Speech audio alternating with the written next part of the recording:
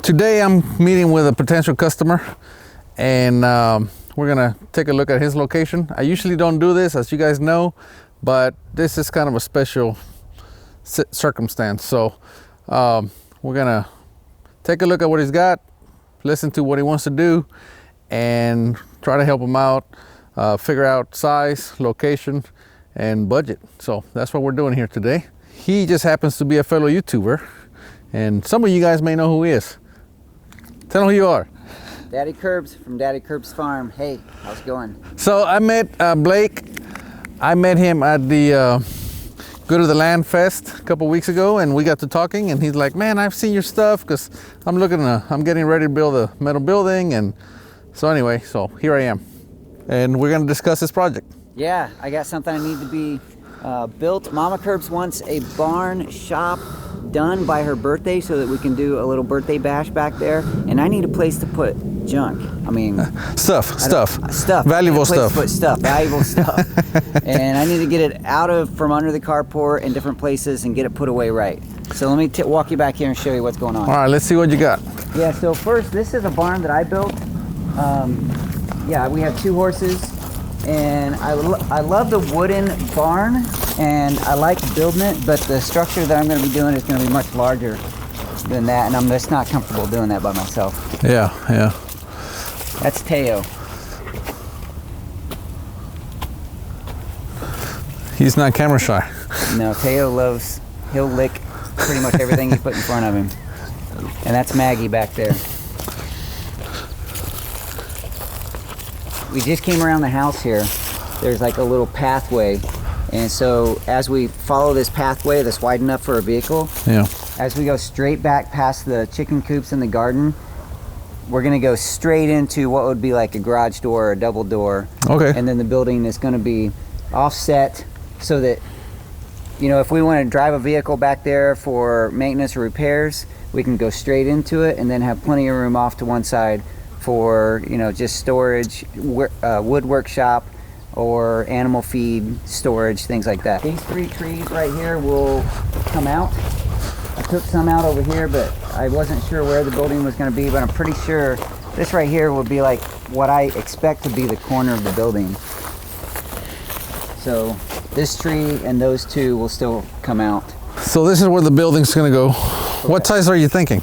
Well, so the building that I had priced out with one of the metal building companies around here was a 50 by 40. Okay. But we may have to scale back depending on... Are you going 50 by 40 or 40 by 50? Do you know the difference? Well, 50 wide this way. I may not know the difference. Okay. The first number is your gable. Oh, okay. The second number is what would we consider your sidewall, which is where the water sits off. So you can have a 40 by 50 or a 50 by 40. So in this case, it would be a 50 by 40 then. It would be a 50 if it's your gable. 50 wide with the gable here. Okay, then it would be a 50 by 40. Correct. They always think that the small number goes first. No, it actually matters. Just like a window, the windows and doors, the first number is the width, the second number is the height, always. So you can have for example, a 16 by a typical door, overhead door, garage door is 16 by 7. You can have a 7 by 16 would be a very narrow door, but very tall. So there you go. Okay, good. I didn't know that. So yes, in this case, the building that we had already drawn up was a 50 by 40. Okay. I don't have 50 feet. I think 50 feet would run me pretty much straight into the fence. Okay. And we do want the gable this way just for, you know, looks as we come up to it from this little drive here. Which means the corner, just like you said, would have to be kind of where the tree is. Yeah, so the main door would be something like right here. So I think I figured there would be 10 to 12 feet of space on the other side of the door here. And then on that way. One of the goals would be for there to be a slab on the side with an overhang. So I could pull the tractor in and golf cart, things like that. And maybe put feed cans over there. And maybe even a slab on the back to where I can stack up lumber like this. I tore down a building, I have a stack of material, and I don't really know where to put it. So someplace to stack up and possibly even set a large rain tank so I can catch water off of this building. Because you're trying to do the gable here, okay, then that would put your gutters on this side, Right. which would be perfect for your rain collection system. Correct. When it comes to rain collection, you have wet and dry. Are you familiar with that? All right, so we're going to talk real quick. Let's talk about rain collection systems. You have wet and dry systems, okay? A dry system goes from the gutter straight into the tank, so your pipe stays dry. Okay. A wet system, it's almost like a P-trap. It goes down into okay. the ground, and then it comes back up into the tank. That pipe on the ground stays wet. Makes sense. So you have wet and dry systems. Obviously, the wet systems look nicer because you don't see any of the pipes. Sure. They're a lot more expensive. Here, because you're going to have your tank hidden on that side, and your gutters are going to be on that side, a dry system would work perfect for you. Which Sounds good. for DIY, it's a lot easier. Yeah, of course. So Yeah, the rain catchment probably would be done by me. Just I could even probably build the building. I just don't want to have to mess with trying to engineer this foundation, because if you mess that up, the whole thing's messed up. oh yeah, I may know a little bit about concrete. Yeah. Recap: 50 by 40 metal building. Is that on slab? Everything. Mm-hmm. And then you have a lean-to off to the side. Correct. Which would be what size? I think I had it at 12 or 15 feet out off the building. Okay. I can't remember the dimensions. Okay, so about a 15 by 40. The length. The full length of the building. Length of the building. Okay. Obviously gutters on both sides, and then you can put a tank on one of the sides. I mean, actually, you could actually put the tank back there, right in the middle, and then you can bring the pipes. Yeah. And I mean, a building this size would, man, it'd give you a lot of water. I'm looking for a lot of water because, you know, Texas, it gets dry, and I got a lot of animals. I got goats and chickens and ducks and horses and my garden. I would love through July and August to not be using city water for any of that stuff. Right, right. Yeah, that would be nice. I was gonna get my transit to shoot some grades, but I mean, I can stand here and look at it.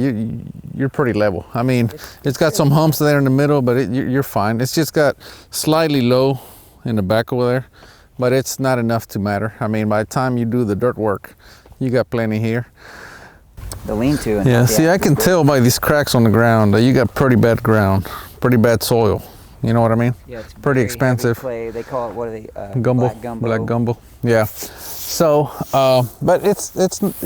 I mean, we deal with that all the time, right? Right. However, I'm just kind of letting you know, yeah, you're being smart by not trying to do this on your own and saying, well, just gonna, you know. Need a professional like Yeah. Texas Barndominiums. Well, yeah, you just don't want to try to do this on your own and just throw down, you know, a little bit of base and then pour concrete on top of that and call it a day. If I were to do it on my own, I'd probably way overdo it and yeah, that ends cost up too being much. that ends up being the worst thing to do. So the approach I'm going to take here is I'm probably going to suggest that we get some soil samples. Okay. Because without knowing what kind of soil you have, I mean, I can tell it's pretty bad, but if we get some soil samples, then we'll know for sure. Okay, and a soil sample is not that expensive for what it does. You know, you have to start with good data. Okay, if we start making assumptions on the type of soil, we're already going about it the wrong way. So I would suggest that he gets a soil sample first, and once that happens, then at that point you can actually have a pretty good idea how you should do your foundation. Okay, and based on the soil reports, I'll be able to recommend to Blake how the foundation should be poured, even if we don't engineer it. I've been doing this for a very long time. I poured hundreds of foundations. I can tell by the soil report, obviously this is just a metal building. I wouldn't engineer this one, but again, I still need to know what the soil is like. Based on that, I could recommend to him a good way to go about it so that it's not way overkill, but yet it's good enough that he's not gonna have an issue. So anyway, all right, so Blake and I are gonna visit about this deal. I will see you next time. We are Texas Barndominiums.